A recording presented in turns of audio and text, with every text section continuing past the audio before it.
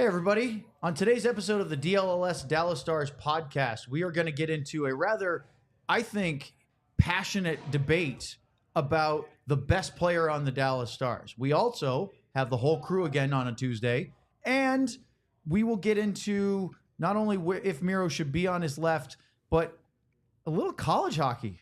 There's a lot of college fans on this panel. We'll get into that.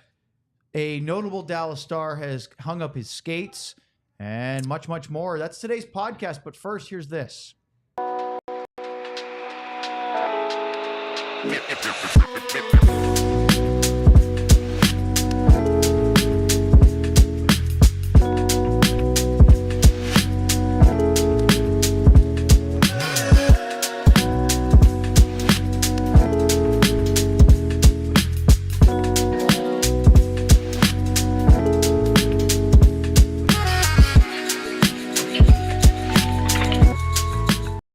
Hey Sam, what happened last week on the show?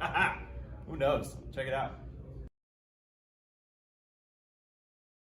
We had the preview of Sam saying, here's what happened, and then nothing. No. Wasted a good talent. Here's the good news. He can use it to tomorrow because nobody saw it today. I have no idea what that means, but I didn't know. I thought this was a hockey show. It is. Like, Yeah. apparently not. Where's that emoji where your brain blows up? But he is forever tied in with the Dallas Stars because of We could have had him 14 years ago. the 2010 Tuesday, September 10th, 2024, the DLLS Dallas Stars Podcast. Thanks for joining us. Sean is here today, his last appearance of the week, unless something magical happens. Luds, Sam, Magic. myself. Magic. Well, you know, we can say emergency, but it doesn't have to be a bad thing. Hold up, 2-minute warning. Oh, boy. Oh, we got a timeout already. Yeah. Look at this. Everybody's here. We got a happy birthday Singing. for Owen, baby. There we go. We're gonna be here. Okay. 3. Happy birthday to you. Happy birthday to you. Brookie. Happy birthday, dear Owen. Happy birthday to you. Yay. Liz is handling the birthday spankings. Oh, lovely. I'm bringing the fireball. That's right. He's already got it over here. How about this? How's it going? We got many of Hey, Tim, the everyone. DLS Mavs podcasts. We have our general manager, Ben. And come on. Get in come here. on. Let's go, Cat. And it's our head of production, Kat's birthday today as well. That's right. Beautiful. There's 2 September 10th on our quick cast and crew already, which is ridiculous. That's awesome. All right, back to work. Love All it. right. Love it. Hockey. Love it. Well, we'll keep the brookie out, guys. If you want a piece of brownie or cookie, Sean, we know what your address is, but that's going to be tough. Yeah, Well, I'm thank gonna. you very much, everyone. It's That kind was of very a, nice. Kind of a cheap way to get their faces on the #1 hockey podcast in Yeah. the country, isn't it? Look Well, at you know, that. everybody wants to be us That's now. beautiful. I was just going to say the intro opens that our producer John is doing is actually really fun for us because every day we get to see Luddy go, I don't remember saying that. 24 I hours know. later. So I got to admit, I don't. do you remember glazing over during the numbers, math and taxes talk? Yeah, that I remember because that's right about where I start going to sleep because I don't get it. Screens get too busy for me. You know, like the lines where he's doing them sideways or whatever. Wow, he doesn't. that confuses everybody. It's Yeah, just that's- awful. So That's just we'll that's just an deal everyone- with it. that's- It's that's good. an Most everyone people are issue. listening. Yeah. They don't have to watch it. Yeah. You know, so Yeah, well, we're going to have to do some more watching today because we have some graphics to go over. Because to me, one of the big talking points that probably is not going to change anything, but I think it's something that we should debate, is the Stars' best player. Now, you could argue me if you want. I think it's Miro Heiskanen. Is there an argument there? Maybe, but probably not. Is playing on his weak side. Now, in the NHL, many of you already know that coaches love to have defensemen play on the side they shoot. Right shots on the right, left shots on the left. There are a multitude of reasons why that's a good thing. And we should go right to our resident Stanley Cup champion as to why it's easier for defensemen to be on their strong side than their weak side. Because I can explain some of it, but it's better to hear it right from the horse's mouth. Well, I will say there is a positive for me playing on your offside. defensively, because we really try to teach players, young players especially now, to use their reach and use a long stick. And so you get stick on puck as much as you can. So if you come down your offside, so I'm left-handed, typically my top hand, it's supposed to be, my top hand would be on, up my right hand. So when he comes down my right side, if I'm playing the opposite side, I can use a longer reach. And so I have a stick on puck sooner as he gets to the blue line and try to keep him away from there, make it a little bit more to defend. Otherwise, you try it in your strong hand, you're reaching across your body. That's really the only positive for me. But I think it's just the way you're able to see the ice and you pick up pucks on your forehand typically. But again, the thing about playing your offside for a guy, we're talking about Miro and some of the good players, is they get the puck in the middle of the ice more often and quicker. So they can distribute the puck left to right a little bit easier for them. Where I always had, and I had a hard enough time playing my normal side, much less play the offside. And early on, I did play the offside, and my partner was Larry Robinson, thank God. But what would happen with me all the time is you think you need a little bit more time. And what you do is you end up drifting closer to the wall. And when you get closer to the wall and you get the puck, you don't have a lot of options left, and you kind of limit your options. So, the good players like Miro, when he comes around the back of the net, and if he cuts up and gets in the middle of the ice a little bit sooner, then he can go either left or right. So I can understand that. And again, we've seen him play as offside, but we both kind of talked about this in the past. I think I don't know why I would think he'd be a better player on his strong side.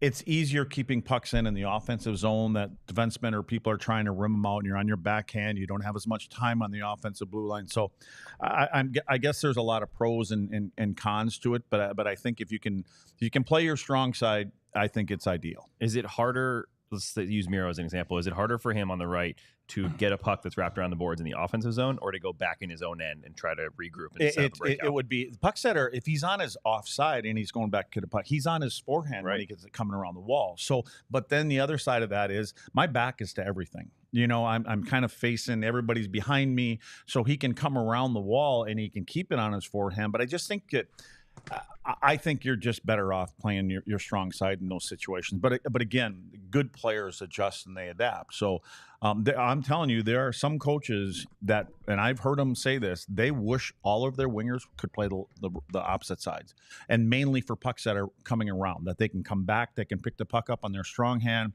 They don't have to turn and kind of see what's going up ice, pick it up on your backhand. So different positions. So, ask the Europeans. There's a lot of those guys that are all playing on their offside for a reason. But the ice is bigger and they have more time. They love cutting in on their strong side to shoot. So well, the shooting, you have a better shooting angle. If you're a righty like me, you're on the left, you cut in, you have that whole angle. The one-timers for passes coming across on the left side you can do, where it's a lot harder on your strong side. There's sort of a mixed balance on the half-wall stuff, because as the puck rims around, if I'm on the left, my forehand stick blade is against the boards, so I'm looking at, but my back is to what's coming at me. And so I can't see very much. Now, of course, really good NHL players are probably checking their shoulders a little bit quicker, and they can make that pivot faster. Sam, didn't I say that? You're but I'm facing the wrong way. I just want to make sure I said I'm just sort of reiterating it in my head here is that I look at a list of I get more fireball after this explanation. No. So let's put up the first graphic here, because this is I think there's a lot more to this. The way that we kind of anticipate the Dallas Stars. No, not that one. The other one. Yeah. We'll get to that one in a second. Thank you, John. That's all right. He's going to take a minute. But the way we sort of anticipate the way the Stars' blue line might look, which is Harley and Heiskanen as you want to call it their top pairing. I think it is, with Harley on the left and Miro on the right. That's what they did all of last year. Then you have, or most of last year. Harley didn't start with him at the beginning of last season, but by the end of the year, that was a pairing. And then Lindell is in that second pairing, probably with Matt Dumba. We don't know. That was Chris Tanev last year. Then your third pairing is wide open right now. Is it Brendan Smith, who might be your 7, but playing is because he's left-handed. He can play both sides. Is it Lyubushkin? Where's Nils Lundqvist in that mix? They've got a little bit of a different situation now. Remember, last year it was Harley, Lindell, and Suter down the left-hand side. And so, there's the ones they signed. That's sort of it, but that's okay. We'll get to it. I don't know. Just keep flipping boards there. A lot of graphics.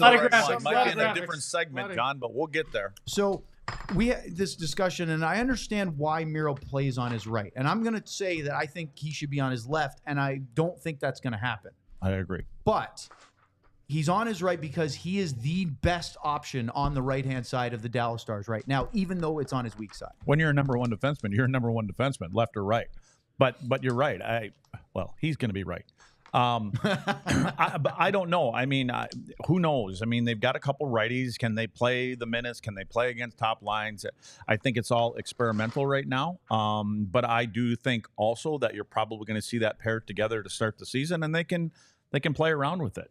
So here's the thing, lads. This might be completely random, but Miro had a great year last year, and his numbers went up in almost every area. Mm-hmm. His possession was 61% above like 53. He had nearly half the giveaways he had in previous seasons. He had fewer than any other year, including the shortened season. Is that just that he's just getting better? And if he was on his left, those numbers would be even better? Or is it just showing that he's adjusting to this role? That's what I would say. He's adjusting. I think he's adapted to being – first off, he had to be open and take it in the right when he did get moved. Now, Sean may know this. You may know this. Did he play the right side much before he got and was playing pro? I don't know. Did he play a lot on his offside and it was an easier transition for him? No idea. Or is he just a world-class player? Yes, he is. He's a world-class player. And that I was actually going to ask those. And I figured one of you two guys would have those numbers. And so it says that Miro's fine over there. Yeah. Better than fine. Yeah. So I guess it's a good problem for them to have if they have to get Harley once he signs and get him back there playing. Hopefully he's starting game one of this regular season at least, because they are a good pair. We know, and I feel we're going to see where this thing goes as they have to tweak partners and how they're going to put these guys together. Last week, we talked about, I think it was last week. In fact, I could probably look it up. But that's beside the point. We did the NHL's top 20 defensemen. We talked about the position rankings, and Miro came in, I believe it was number 5, if I'm not mistaken. And yeah, he was. Of those top 20, and this is an open-ended question because I don't know the answer, but I think I do. And Sean, we'll go to you here. Any of those top 20 play on their offside primarily besides Miro? Right? And that's kind of my point. Like Cale Makar, number 1, Quinn Hughes 2, Victor Hedman 3, Roman Josi 4, Miro 5. They're top 5. Forget the other 15 for now. Yeah. They're all being set up to play on their strong side with finding somebody to play with them. And that's... Again, I'm not saying what the Stars are doing is wrong. Well, it's worked quite well. I'm just saying that it seems like all these other Norris Trophy candidates are being slotted in on their strong side on the top defensive unit, and they're figuring out who's the best partner to play with them many of those minutes. Can I loop this in real quick to something that Luds brought up earlier? Because you talk about Norris Trophy winners playing on their offside, right, or playing on their strong side. Luds played with Larry Robinson. You're both left. You were both left shots. Why were you the one that was playing your offside and not Larry? Do you? I don't know if you remember that. Is that something where it was just that's the way they wanted to do anything? Just you talk about Norris Trophy winners playing offside, playing strong side. You played with one, and you were the guy that played on your quote unquote weak side. Do you remember why it was set up that way with Larry? No, I don't remember why it was. I go back to the player himself, Sean. I mean, if you've got the capability of doing that. An offensive defenseman, for me, if you're able to play on your offside and you're getting pucks at the blue line and you can make that one quick move, immediately you're on your forehand. And so pucks end up getting to the net. I mean, I think from the power play, it seems like we haven't stopped talking about Joe Pavelski. Here he comes again. Yeah, of course. And you've got the There's best. a reason. Yeah, exactly. I mean, you've got one of the best people ever to play the game in front of the net as far as being able to tip pucks. You want Miro there to be able to take one step, get it, even if it comes around the wall. There's no panic for him. He trusts. If it were me, I'd be putting my whole body in front of it. Miro doesn't have that. He can just put his stick there. He's got the confidence. He can stop it, drag it to his forehand, or make one move to his forehand, and he gets it to the net right away. So that's a definite advantage for me because otherwise you're getting it on your strong side on the blue line. If you try to take the shot right away, your angle isn't as good because you're shooting it off the wall. Miro can get it as offside, take 2 strides to the middle. Now that angle, as far as where the puck is coming from, is a little bit more difficult for goaltenders to know that this guy can get it, that guy can get it, and people can block it a little bit easier. Is it easier to pick it up on your backhand pull it to your forehand and make the one stride skating forward, or is it easier to get it on your forehand, pivot your hips, and skate to the middle backwards? If you've got the hands like these top defensemen do, they would rather be on their offside because they can get it, make one move, and their head is up. You already know that. Otherwise, you're skating backwards and you're having to drag it with you. Or your other option is to get it, turn, and start skating across the blue line. Then you've got to pivot again. So I think there's a big advantage for the guys that are able to pick it up with confidence. I mean, that's the biggest part of this thing is they have the confidence to know, I'm not going to bobble the puck. And a guy like Miro, if he does bobble and it pops out of the zone, he takes 2 strides and he's on top of the puck. Usually he's not getting beat going back the other way. I want to get to the other side of this, which is what we think would look like if he was with the current crop playing on his left and why we think that might benefit Miro. But first we already did some singing. Yeah. It might be time for Sam to do some more. All right, let's talk about Empire Today. Empire Today is your shop-at-home convenience for the best flooring. We talk about it being in the lounge. We're in the lounge tomorrow, and I believe Friday as well. So 2 times with we'll the have the Razor Boy on Friday. 2 times with the our Empire lounge Today studio. flooring. Razor Boy. You get professional installation. You get everything you need and a low price guarantee. Now, it's not always going to be the cheapest. We talk about this, right? But the cheapest is not always the best. Empire Today is your home for the best flooring. Not always the cheapest. One-stop flooring shop, as I love to say so many times. You can use their virtual floor designer, quick picture, and you can see what the floor looks like in your room. Super simple, super easy. They're the best. They're going to do it the best. So don't wait. Call 8. I don't know if that's the Empire. Is that also Empire Today? I don't know. Schedule an in-home estimate today. All listeners can receive a $350 off discount when they use the promo code DLLS. Restrictions apply. See empiretoday.com/DLLS for details. No singing today. No singing today. We already filled our singing quota. We already did enough today with Owen's birthday. That's right. So they. I want to talk about Shady Rays. You can get ready for the season ahead, which is always sunny in Dallas, with quality shades built to last. Our friends at Shady Rays have you covered with premium polarized shades that won't break the bank. Shady Rays is an independent sunglasses company offering a world-class product rated 5 stars by over 300,000 people. Their shades have durable frames and crystal clear optics, making them the perfect choice for all outdoor activities. They have hundreds of options to choose from, and you're bound to find the perfect pair to match your style. And they might probably have them in your team's favorite colors anyway. I have them in my car. If I forget other ones, or if I just know I'm going right to the Shady Rays, pop them right out of the little sunglasses, retractable thing in the roof.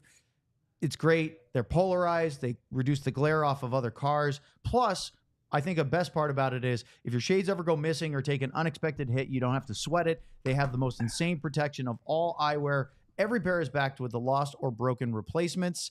And you don't, even if you don't like them, maybe you don't love them, you can exchange them for a new pair or return worry-free within 30 days. There's no risk to you when you shop.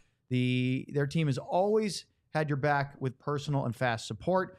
Exclusively for our listeners, Shady Rays is giving out their best deal of the season. Head to shadyrays.com and use the code DLLS for 35% off polarized sunglasses. Try it for yourself. The shades rated 5 stars by over 300,000 people. We should be having a pair of Shady Rays for Razor on Friday. Oh, that's nice. Should. That'd be nice. I'm just seeing how many times we say Razor in the next there 2 he days. is on the screen. Yeah. There. So, By the way, he'll be here on Friday's show, 1 o'clock. Let me ask a Miro question before we get into the defensive pairings. Miro had 73 points 2 seasons Well, it's all ago. Miro, so they're all good. He had 73 points 2 years ago. Mm-hmm. That was far higher than his other totals. He had 54 last year. Mm-hmm. And he actually had more power play time. Yeah, and the Stars scored more goals this past year, than they did 2 years ago. Yeah, so it's not like they just exploded and everybody had great stats. So my question is Miro a 73-plus point guy, or was that a one-off season? Anyone? Take that. I think we go Take with that, Sean. Yeah, I mean, I don't think that's a one-off season. Like he had the 73 2 years ago, 54 this year.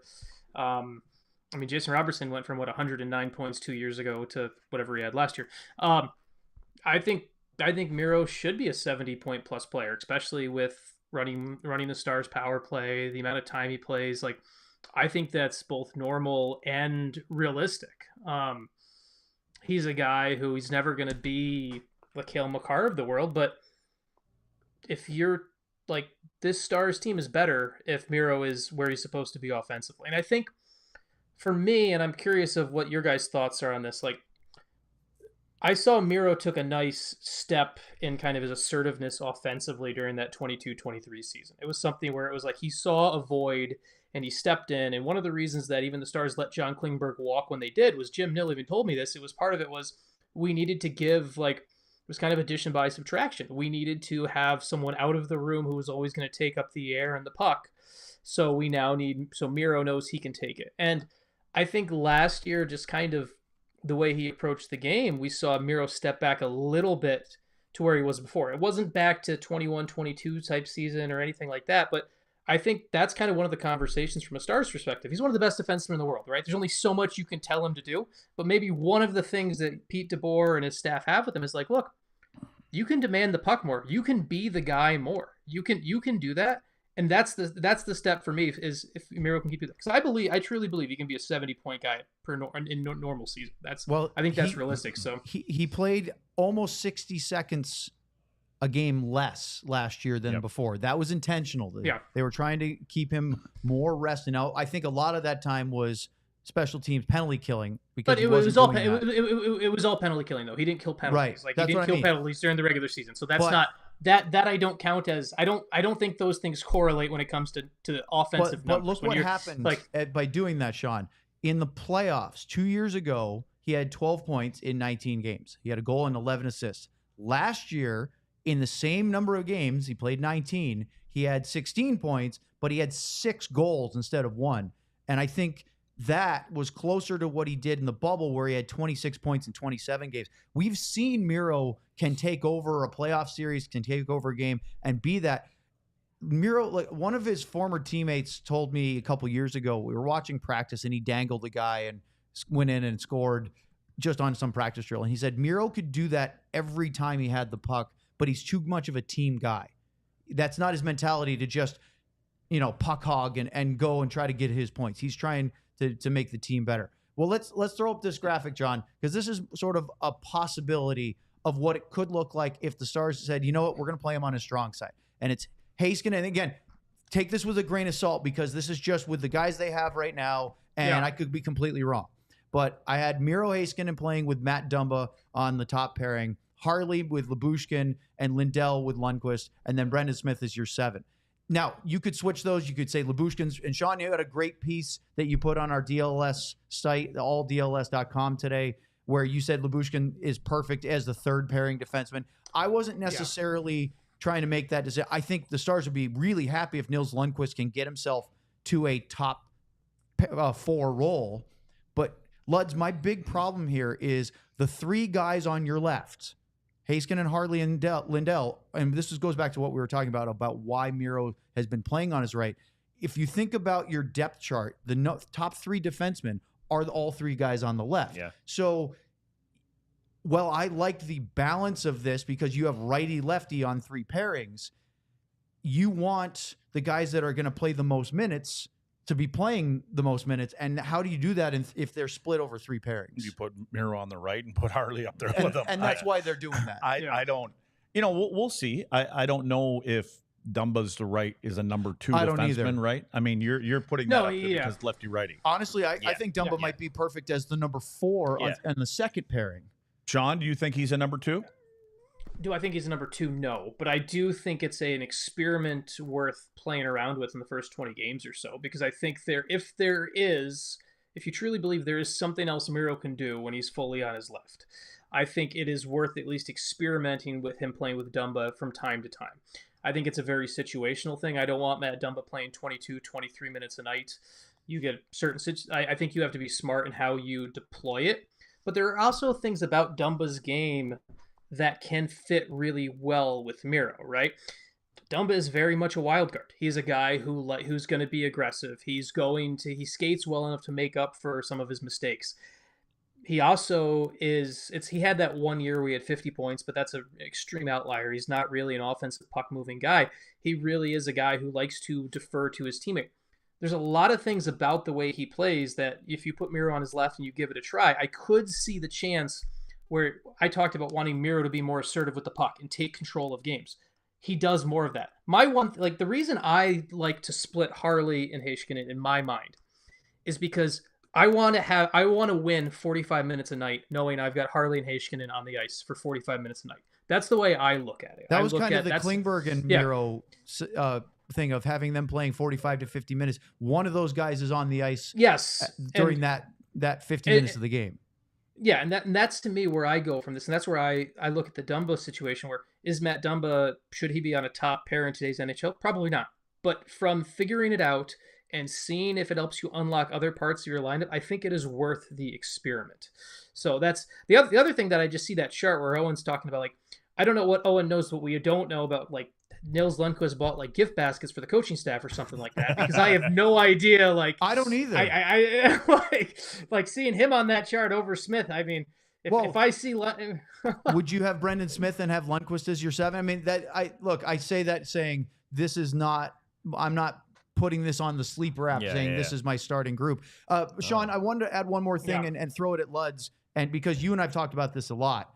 The reason why they're here, the reason why they've had Miro Heiskanen on his right so much is not, I'm not putting full blame on the Stars. Now, they could try to make a trade, figure out a different acquisition to get it, but they thought they had it with Stephen Johns. And it was supposed to be Miro Heiskanen and Stephen Johns, lefty-righty, for a decade. And unfortunately, many people that follow the Stars know the Stephen Johns story and his concussions and the issues he had, post-concussion symptoms, and it's really a shame because he seemed like the perfect fit to play next to Miro. Okay, real quick, we can't use that anymore.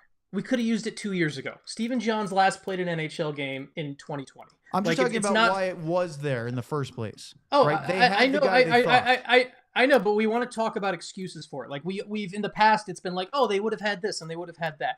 I think too often we go back and it's been 4 years. Jim has had 4 years to get somebody else to play on the right side. Like I get sick of that excuse now. And I am obviously, as many people know, I wrote the Stephen Johns story. I literally am the person that wrote it. So I truly get where it came from before. But right now, anytime we use it as an excuse, that's like, okay, Jim Nill had 4 years to figure this out too. So personally, I'd rather Zuby be over there. I think if Sergei Zubov was there, let's go down that road. No, if we're gonna go down fantasy road, let's go down that road. I mean, sure, Brian Leach is available, and Ray Bork, and maybe Bobby Orr. Yeah. Hey, Sean, you mentioned the experiment with Dumba. Is it the worst thing in the world if Issa Lindell is playing a little less and just focusing a lot on the penalty kill? To me, it's not. No, it's not. No, it's not. No, especially after you're going to have to do even more right now because you're figuring out like the Yanni Hakanpää loss or like the Yanni Hakanpää walk. And we still don't know if Yanni Hakanpää is even going to sign with Toronto based off the meniscus stuff and everything. But you are going to rebuild a bit of that penalty kill with guys who are eating 3.5, 4 minutes a game on the penalty kill. So, hey, John, throw up that graphic one more time. Yeah. Here's my thought, guys. This is, again, me living in a fantasy world. If you could move Dumba down to play with Harley, Lyubushkin down to play with Lindell, and go out and sign an $8 million right shot defenseman that could play with Miro, that would be the best defensive group in the hockey right now. I think that would be the deepest blue line, maybe. But I don't think they're going to be able to. I don't think they have the cap room to do it. They'd have to do a lot. Say, you have Fireball in your mug? I'm just telling you. I would like to see Miro Heiskanen with Cale Makar on the top pair. I mean, why not? I think that works. No, good idea. I hear teams are interested in Makar. Oh, yeah, for sure. This is like one of those fantasy shows, right? No, but I know what you're saying. What I'm trying to say is they're one away from deep. I think, if you had Chris Tanev still on this team, and you could have Tanev, Dumba, and Lyubushkin down the right side, that would be phenomenal. Yeah. It's not realistic. And so that's why, even though I'm making this big stand saying he should be on his left, we agree he's probably going to play on his right side all year. Here's my thing with, first all, Sean was talking about with Dumba. And if you're playing with Miro, you're playing with the best players on your team. You've got to get the puck to him. Is he a good enough puck distributor to get pucks to who he needs to get them to? I don't know that yet. I wouldn't put him in that category right now, but I don't sit there and watch him play every night. The other thing about Essa playing on the third pair and talk about power or penalty kill stuff, Essa's one of your best defenders. Do you want him playing against third and fourth liners? No, I think he should be playing against top two line guys. I So, mean, I agree. so now otherwise you're putting some of these guys saying that they're a better defender than Essa. Essa to me has got to be in the top four. Yeah, I'm not. And again, I think he makes good plays. I think he's probably the strongest of all of them in front of the net in the corners for the most part. I think he needs to be playing against top players, not fourth line guys. I agree. So correct me if I'm wrong. We all agree that usually you put your best player in the spot and you figure it out from there. Yeah. He's in a spot to succeed, like we talked about with Luds, with your pair with Robinson. But the trickle down is just too big. We just talked about it affects Lindell. It affects the top pairing. Who goes on that pair? It just doesn't feel like it feels like if Jim Noe was like, let's do this. Miro, you're a top left guy. Then it's like, okay, but we're gonna risk this. Lindell's gonna be down there. Yes. It's just the trickle down just feels too long to let it happen. That's how I feel. And Sean, the other thing I would say, and we're talking about Matt Dumba a little bit. Again, whether I did the math right or not, my other concern is, does he stay healthy for the whole year? Because if I looked at it right and did some math, I mean, he plays an average of 55, 56 games a year. So if And he's not getting any younger. No, exactly. Yeah. Will this be his 12th or 13th year, somewhere in that neighborhood? So I don't know if he can play up there and play 24, 25 minutes a night. Can he get the puck to the people that he's supposed to get him to? The first thing he would do, again, I use this reference with Zuby. Matt, if you give it to Miro. Miro will find a way. He'll either skate it there or he'll get it there. And then you be that shithead on the ice, because that's what he does. He can get under your skin. He can finish checks and all that other kind of stuff. But again, I don't know if he should be out there 24, 25 minutes a night against top players on the other team. But So, I guess Buddy, that's to the answer your experiment. question, at 30 years old, this will be his 11th season in the NHL. I think Okay. 10th full, because he came in 13-14, but he only played 13 games that year. He played 82 in 17-18 with Minnesota, and then had some injury issues that caused him to be short for the next 3 years. He played 79 in 22-23, so it's almost a full season, missing 3. He's played one full season. And then last year, he played 58 with Arizona and then 18 with Tampa after the trade. So that's what, 74? Yeah, it's not a full So year. it's not a full 82. But again, that's better than 51, 57, etc. I do think, just real quick, for just quick clarification's sake, he was held out of the lineup for about a week by Arizona to get the deal done. So they didn't Last get year, hurt, remember, right? Arizona was sitting a bunch of guys throughout. So it's, of the last 2 years, I mean, just to answer the health question, he played 79 2 years ago, probably would have played about 78. We're talking about Miro's played 79 and 71. So if you want to just start poking holes in guys' durability over 10 games, we have to just be careful when you're throwing stones in glass houses. So that's I would bring that up. Yeah. And Luddy, the last thing, Sean had a great thing in his article where he talked about Dumba playing with Miro could be really beneficial, because it could allow Dumba to take those maybe a little extra risk to try to close the gap and finish a guy, make that open ice hit that he likes to do, because Miro's skating is so good that if he mistimes it and now it's a 2-on-1, you've got Miro behind to defend. So it gives him a little bit more leash to take those risks and try to end plays before they even happen. Okay. Maybe. I'm not going to go and say Miro's the best defender. I'm not going to, because I've used Miro in examples with our players. And I'm like, here is one of the best players in the game, and he's still making what I would consider not the correct play on a 1-on-1 and a 2-on-1. I don't like the way some of these guys play 2-on-1s. And you guys as goaltenders, you get to a certain point on the ice. I want our goaltenders to have the confidence, once they get down top of the circle, hash marks, to know that puck is not coming back across. And I watch goaltenders, and when I see a goaltender load up on the leg that's against the post on a 2-on-1, I know they don't trust their defenseman because they're getting ready to move. And I don't think they should have to do that. But the game is different I agree with now. that very much. So. And I don't think that we could do a whole segment about former Stars coaches that wanted the defenseman to throw himself at the puck carrier on a 2-on-1, forcing the goalie to have to take the pass, and breakaway. How awful that is. Yeah, and there was a time, even when Lindy was here at practices, and I'm like, what the? I was talking to James Patrick about it. I'm like, why are we forcing the puck carrier just inside the blue line? Well, the goaltender's got more time to adjust. Well, if he's adjusting against the fourth line guy, okay. But if you want your defenseman to step up against, I don't care what player you're talking about in the top two lines, and give him a wide open shot, or more time on a breakaway. They eventually changed it, and after that, because it's just anyway. That's I can go down the road. Yeah, we could. We'll do that later at some point. It's not they no longer do the Lindy slide on the 2-on-1 anymore. Yeah. Which was All right, let's talk about sleeper for a minute, eh?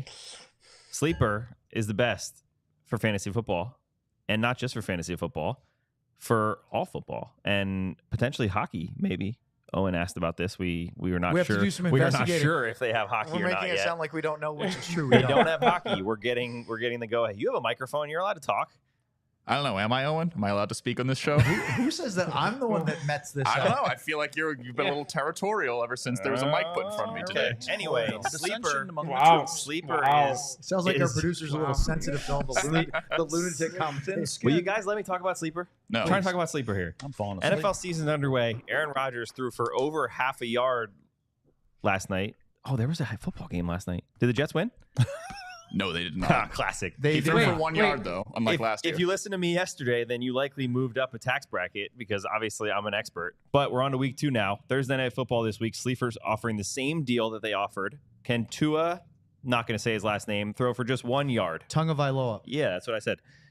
One-time entry up to $20 on your first contest only. If you think you have what it takes betting on Tua, That's your cue. Tongue of Iloa. thank you. It sounds like it's spelled. Download the Sleeper app. Use the code DLLS Stars to get up to a We should never $100 have given match John a on your microphone. first deposit. More Terms fireball. and conditions apply. See Sleeper's terms of use for details. Currently operational in over 25 states. That number is going to go up soon, and I'm going to get it. You watch. Check out Sleeper today.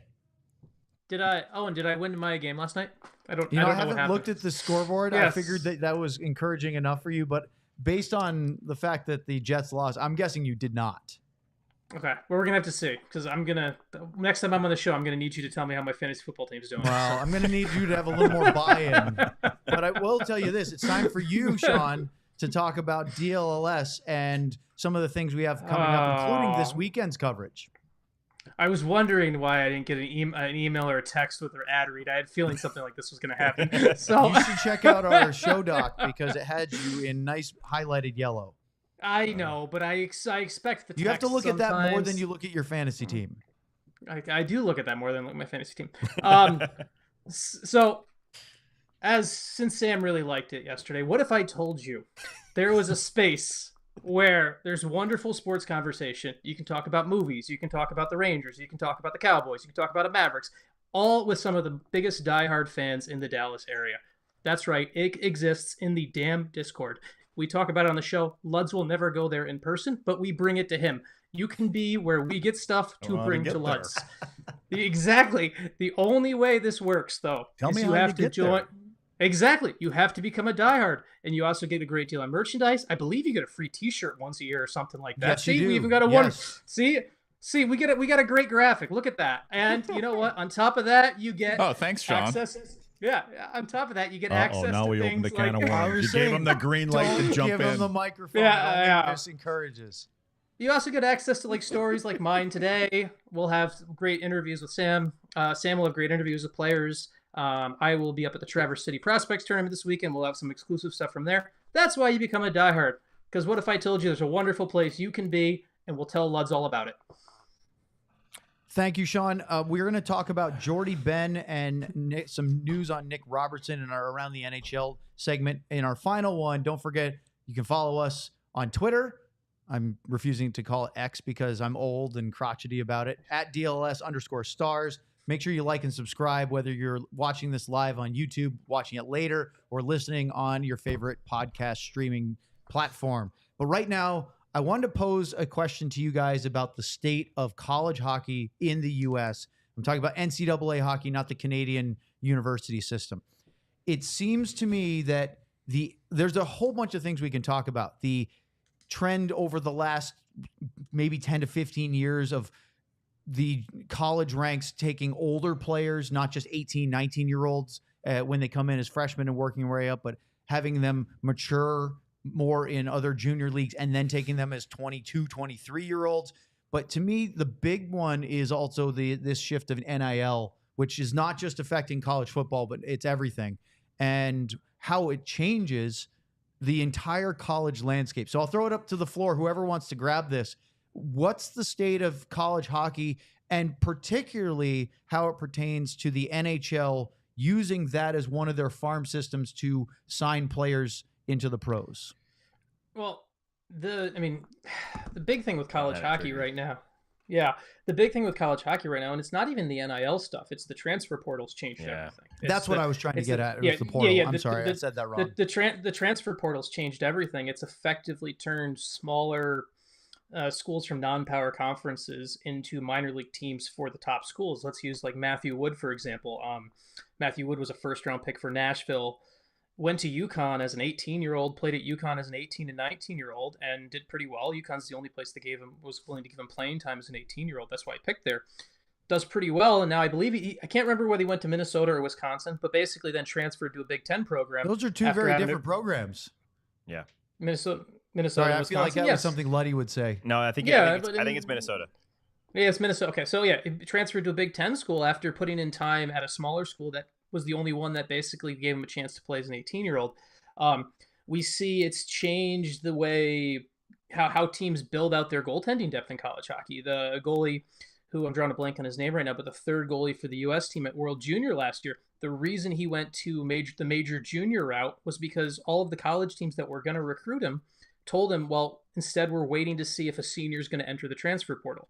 And so it's really changed.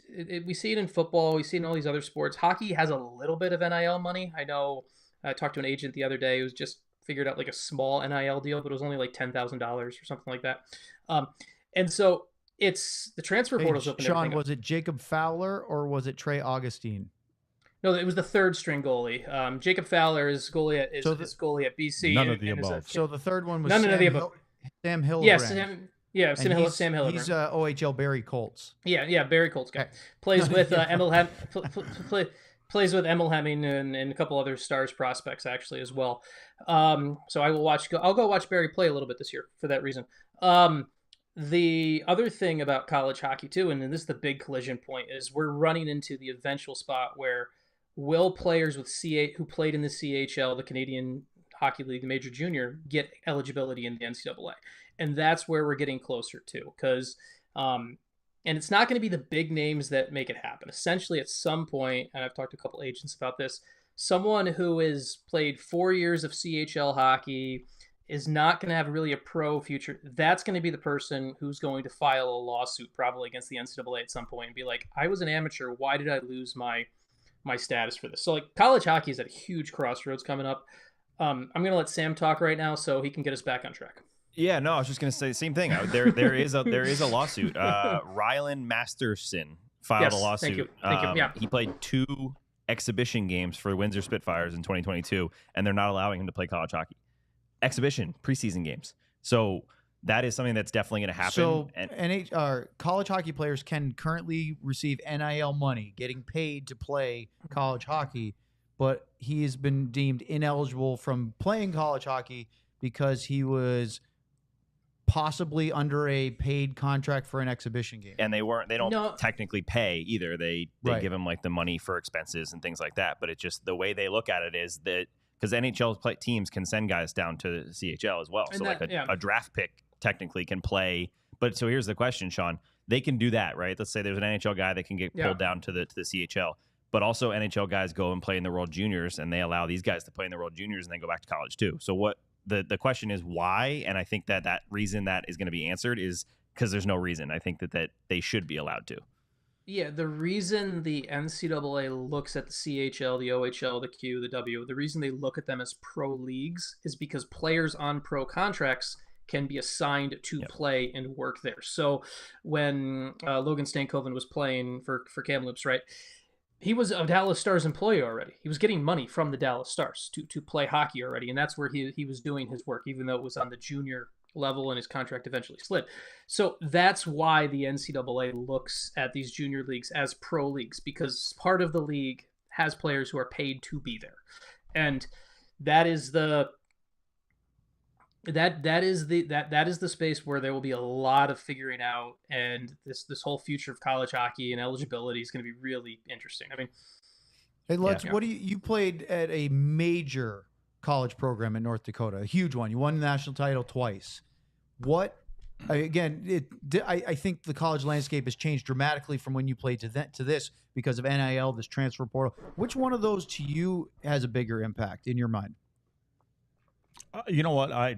This whole thing is confusing to me. It's confusing for everybody. I'm serious. This is where we should have the exploding brain emoji again, because I mean, I'm impressed with you guys knowing all this stuff. I can't even imagine when I was back in school if they would have been giving us some money.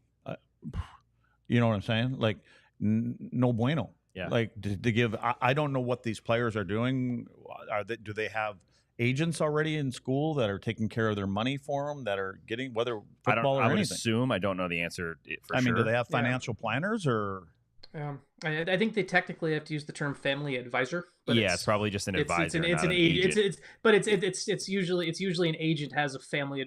It's a thinly veiled excuse for having an agent, but he's not officially signed with an agent. Yeah. But I mean, I'm far from an expert on NIL in college, but I know that schools are trying to get it, so they're basically having it come from the program getting paid out rather than the players going and seeking it. So, but they're signing deals. I mean, players in big college football programs are signing with those schools under the promise of we'll give you so much a year in NIL money. And what's funny is I was just telling Luds before the show that there's actually a lawsuit for the college hockey to pay back the NIL money that could have been lost. College hockey fought NIL a lot early on.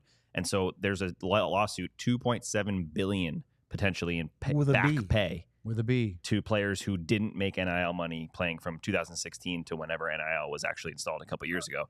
That means that teams, and we're talking about smaller schools getting run over, that means that a small school that's barely pulling in a lot of money anyway could owe up to $400,000 a year in NIL money for someone who played 8 years ago. Well, that'll be an issue. I guess, Letty, for me, aside from the NIL, you were already at North Dakota, so you're already at one of the big college hockey schools. But imagine after a couple of years, you could go out and bring in players rather than just recruit freshmen, but recruit guys you played against and say, hey, that guy over at Western Michigan was pretty good. Let's go get him and have him transfer to our team and literally bolster up, because we're going to have to keep pace with Michigan, Minnesota, Boston College, BU, et cetera. Go Gophers. I think as a school, you'd love it. I mean, unless doling out money. I mean, because now all of a sudden you can come from a team that was here in the standings, and now you can basically buy your way up, or however you want to put it, up into. And again, that brings in dollars into your school, fills up the buildings and the advertising and all that kind of stuff. So, I don't really have an opinion except shit that I wasn't there when this all was taking place. Wouldn't for you? Of course, it would have been nice. I'm making up a number. Imagine if you got $50,000 a year while you were going to school and playing hockey. Yeah, but unfortunately for me, knowing me then, me now, that if I got that, I probably wouldn't have been around school long enough to play pro hockey. Yeah. You know what I mean? Yeah. That's where I could see where there may be an issue if you're given, some of these good players, but they don't have the capability to kind of control themselves and what happens next. But apparently they are way smarter and better and more disciplined than I was. So, you're an old. I know we're over, but I have one question. Go ahead. You're an old school guy, which surprisingly I am. Oh too. yeah. Well, now I brought the show up by 30 years. Apparently. Okay. So I'm just an old guy. Does it bug you? You mentioned that schools love it, but does it bug you at all? Like, what bugs me about the transfer portal and NIL is that these players are now. They're not focused on building a team, right? You look at how many college football teams have even 20 of the same players all 4 years. Well, and now you're almost getting rid of walk-ons because everybody's got to have all scholarships, and it just doesn't feel like the team. You build up the Union. We mentioned Union College winning the national championship 2014, I think is when they won. That's a perfect example of a team that played at least 2 or 3 years together, built it up, had a bunch of seniors that were like way older than everybody else, and then won the national championship. Now it's like I loved Boston College losing in the championship this year because they are the perfect example of just tons of NHL draft picks and skill and all these guys. And I don't know, it just bugs me that you don't have if I went to college and I had a bunch of friends that played with me freshman year and then half of them transferred. It just changes it. It just takes away from the team. It's not the way you remember college. I'm not saying it's good or bad. It's different. It's like pro hockey. It's more like pro hockey. It is 100%. Sean brought up one thing that I think is really interesting is the kids that are playing in, let's say, major junior in Canada that are currently ineligible to play in college, but they're not going to. Maybe they don't feel they have a good opportunity. Maybe they didn't get drafted. They don't have an opportunity to go play in the AHL or ECHL. If they could go play college hockey at age 21, which is not that ridiculous for the amount of guys that are playing college hockey in their early to mid 20s now. Maybe they could also get an education with it. And would that help some of those guys from just completely, hitting a wall with their hockey careers and then have nothing to fall back on? Well, let's talk about the farce of the CHL education system real quick. Not the farce, right? So every year you play major junior, you get 1 year of Canadian university paid for. However, there's something where I believe after you play X amount of pro games, you lose that money. So there is technically a education system. The other one, the big kind of looming pulling strings here we can't ignore is USA Hockey. Because for USA Hockey, if all of a sudden CHL players are eligible to play college hockey, the USHL is dead. If all of a sudden you can go if you can go from the CHL to college hockey, right now USHL's biggest selling point is, hey, why did Macklin Celebrini go play for the Chicago Steel? Why do you get who else? Owen Power played for the Chicago Steel too before he went to go to Michigan. Why did they go to the Chicago Steel and not go to whatever OHL team drafted them? They wanted to keep their college eligibility. They go to the USHL. The USA Hockey is a huge investment, and the USHL is still doing well. So you talk about the invisible strings being pulled, right?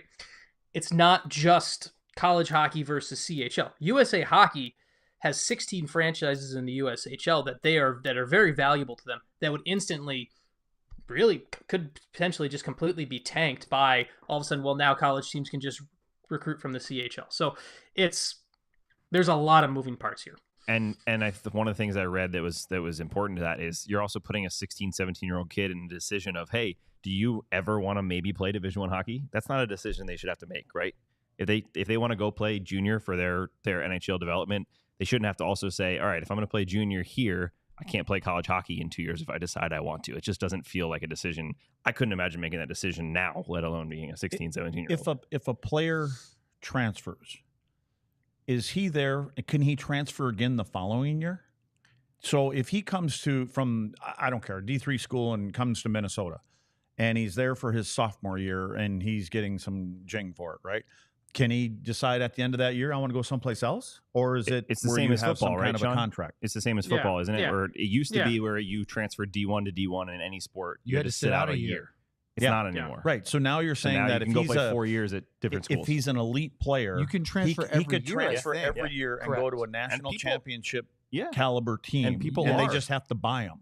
Yeah, and people Or are pay 'em, legitimately is doing what I'm that. saying. College football is obviously Yes. leagues ahead of that in terms of Because NIL there's stuff, no but regulation in it yeah, right now. these It's guys just are it's a Wild West. These guys are playing, throw in COVID in there and all this stuff, and now guys are playing like 7 years. They're playing 4 of them at different schools. They're starting quarterback at 3 different schools. It's just got a lot out of hand, and that's what kind of bugs me. Well, we're going to talk about the just announced retirement of a Dallas Stars defenseman. It's been a very defensive-focused show. But first, let's talk about the DLLS Die Hard program. Become a subscriber and a Die Hard here at the DLLS version of ALLCITY. You get all of the access. See on that little seal, it says top-level access. You get everything that Sean and Sam write for the website, even the stuff that's behind the Die Hard paywall. It's a $79.99 annual subscriber charge, half of which you get back immediately because you get a promo code for a free DLLS t-shirt, and you don't have to spend it right away. You can save it. Like, let's say, for example, we say something particularly funny, or Luds does a Discord thing, and it just becomes particularly stupid. Well, yeah, okay. They You don't can have say to be it. You can mutually say it out loud. exclusive. It's It all could right. just be great. And it turns into a t-shirt. Well, maybe it's not available yet in the merchandise store. You can hang on to that promo code and wait for it, and then buy it when it's there. And that's half your entire yearly annual investment to be a diehard. And guys, of course, it'll help when we start doing shows on location. If we do certain events, they're talking about doing takeovers by getting some tickets to go to a Stars game or a Mavs game, and you can get invited to that if you're a diehard. All sorts of things that are really beneficial. Yes, also the damn Discord channel. Isn't that Thursday? We're going to do the damn Lud's Discord this Thursday instead of Friday, and then we'll do another Discord with Razor on Friday. Yeah, so get your questions in right now. If anybody on the diehard wants to submit questions or thoughts for Razor, we can have them. We can filter it. Maybe we'll let Luddy decide what Discord questions get to Razor. Maybe I'll be sending them into the. Well, I don't know how to send them, but maybe I'll send a question if you want to. We'll talk. Yeah. We'll talk. Okay. We'll talk. Let's talk about Jordie Benn. Yeah, so we just got the news today. I saw it. And let's give a shout out to our friend Stephen Meserve, who does the site 100 Degree Hockey, a phenomenal coverage of the Texas Stars down in Cedar Park, that Jordie Benn, after a long time in professional hockey, has announced his retirement. He played last year and actually won a championship in Sweden, I believe, against Leon Bixel. Is that right? Was because Bixel's team got to the final. Was that Jordie's team that won it? No, because he Or is was that- in the. or is That that a was because Jordie was in the ALLCITY, which is the second. So he wasn't in the which it was- SHL. Okay. Yeah, he was in the second. Second. I was league, going to so say, I it's, saw yeah. under that article that he'd won a title in Sweden, and I went, wait a minute, that can't be the same, because I thought that would have come up. Yeah. But more importantly, Jordie came as an undrafted player who played a little bit of the Allen Americans, played a little bit for one of the really cool names in the old CHL was the Victoria Salmon Kings, and then made it with the Texas Stars. And that really helped him grow into eventually getting a contract with the Dallas Stars, and debuted in 2011, 2012, spent all the way through the 16-17 season until he was traded to Montreal. But think about that. Dallas Stars, Montreal Canadiens, Vancouver Canucks, Winnipeg Jets, Minnesota Wild, and Toronto Maple Leafs, over 600 NHL games. I think I don't know if this is accurate. I read somewhere that it was like 17 seasons for 11 different teams all around professional, which is wild. And we remember him in Dallas, obviously. Anytime a brother plays with another brother, especially when it's a guy like Jamie Benn, it's going to be remembered. But do you guys remember Jordie Benn's saucer pass to Jamie Benn? Ottawa. Was it Ottawa? Shorthanded. Oh, man. It wasn't a saucer. It was a flipper. It was crisp. He meant it for it to be a flipper, but it actually went saucering. It was over head high, and it just landed so perfectly, and that just, there's nothing better. And Jamie buried it, and that's what I'll remember Jordie for. That's a brother thing right there. Always. You know, persistence and resiliency, I think, is when I think of Jordie. And, you know, he was 5'6" at 7 sometimes, did his job, penalty killer, physical, fight if he had to. And I think that, you know, and again, where he came from and how he got to the NHL and played just over 600 games in the NHL. I believe he was a plus player by the time he ended up plus 19. Okay, for his career. You know, and again, that's not easy anyways, but it's not easy when you're number 5, 6, sometimes 7 defenseman, because sometimes you're out there necessarily when teams and coaches don't want you out there. And so, but I think the most important thing is great brothers. You know, when you saw those two off the ice, I think they were living together at a time when they were here, right, Sean? I think that, yeah. I mean, just, you can tell they're just tight as can be. Yeah, I mean, Jordie has continued to live in Dallas since the trade. It's something where this has been his off-season home. Him and Jamie, I think they both got their green cards around the same time and started living down here before they got married even. And yeah, I mean, I think one of the great things about the Jordie Benn story is it's going to be even more rare in the future if a guy works his way up from the ECHL to the AHL to the NHL. Well, just because opportunity is given out so much now on draft position, right? So rare. Like sometimes if you don't get drafted, working your way up is so hard. So the way Jordie kind of worked his way up, and I think his last name almost works against him sometimes. Like people will sometimes, like a fan base will sometimes like, oh, he was Jamie's brother. Like, no, he earned every single step of his career. And that's something that I think is a really important thing with the Jordie Benn story, where it's not about how he was Jamie's brother or anything like that. That was nice. That was a nice perk, and that was a cool thing where they played together. But his story is really one where it's a perseverance story. It's taking opportunity out of nothing. That, like, that's one where you gotta tip your cap to it. So, and quite the beard.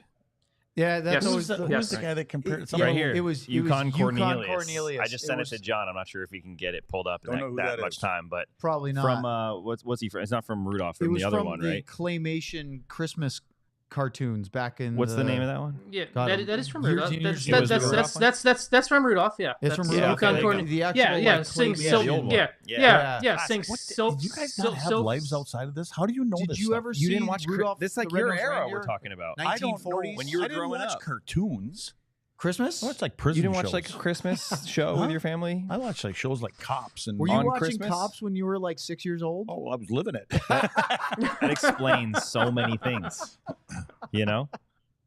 Oh, that's amazing. Yeah, that was. I want to say they did that in Buffalo. Or was it- Minnesota. It was Minnesota. Minnesota. So they put Mhm. Jordie.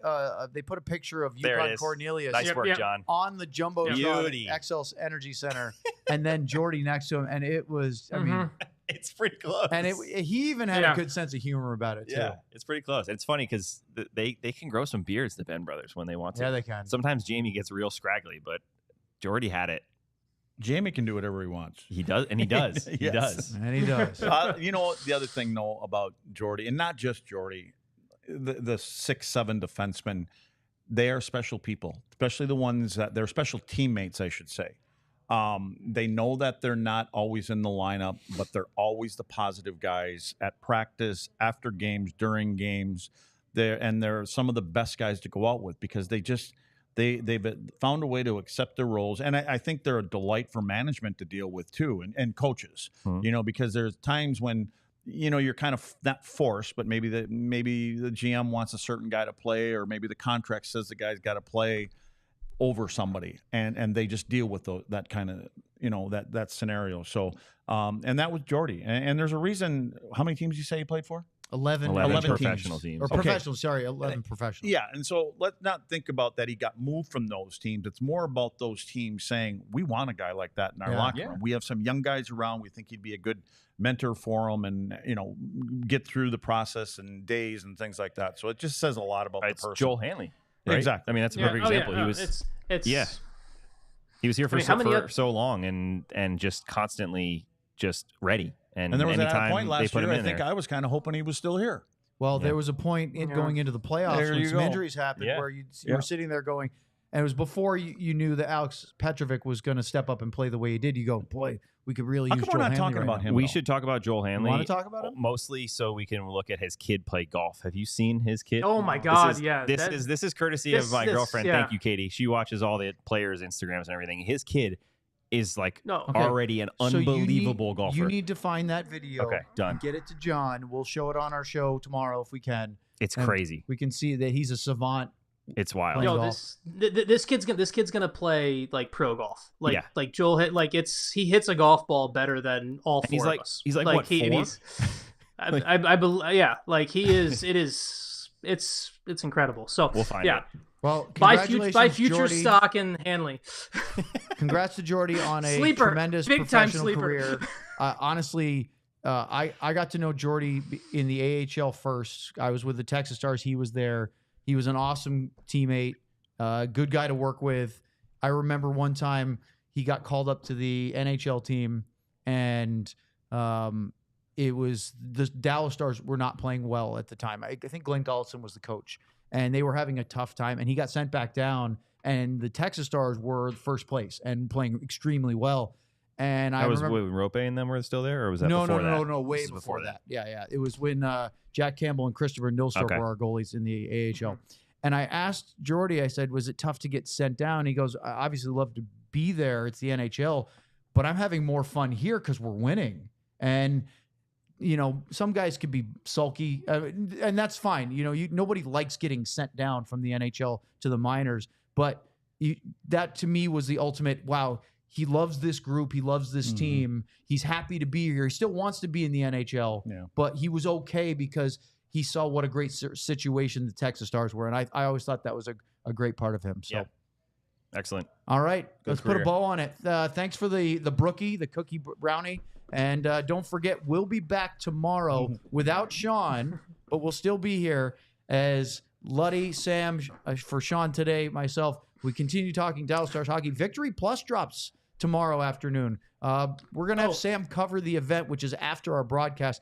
So we will probably talk more about that on Thursday. Yeah, I'm hoping to get a one-on-one with Nelly. Ooh, That's the goal. Let's do it. That's the goal. Or Get him in studio. Get him yeah, in I studio. think we Just get. drag I think him back to the he'd be studio. cool with that. I think. Yeah. we'll be in the lounge studio, which is out there tomorrow at 11 a.m. We have the early slot, so get ready for Take it easy Stars tonight, hockey lads. before lunch. No, it's Thursday, Tuesday too.